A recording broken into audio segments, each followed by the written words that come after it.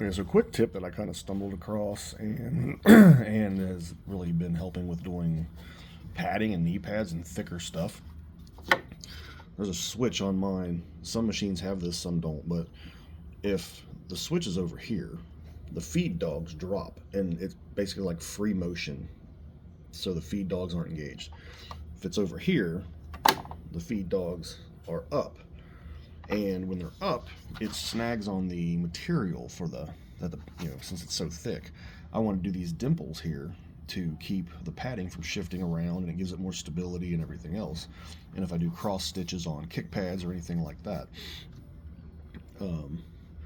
I have found that for this particular point here anyway, if I put the feed dogs down and do it more in a free motion, now you have to be more careful and guide the padding and everything and the material yourself, but it's easy to do little stuff like this, and it doesn't, on this machine anyway, it doesn't bind up as much, and it's not as hard to get in there, and the padding isn't getting all caught up, and the material isn't getting all caught up on the feed dogs.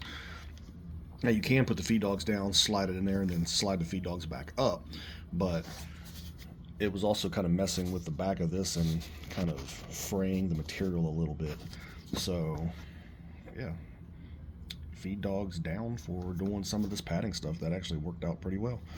Now I don't know if it'll work on everything. I'm going to test it on some kick pads and other stuff, but for this, it gives me a lot more clearance and doesn't drag.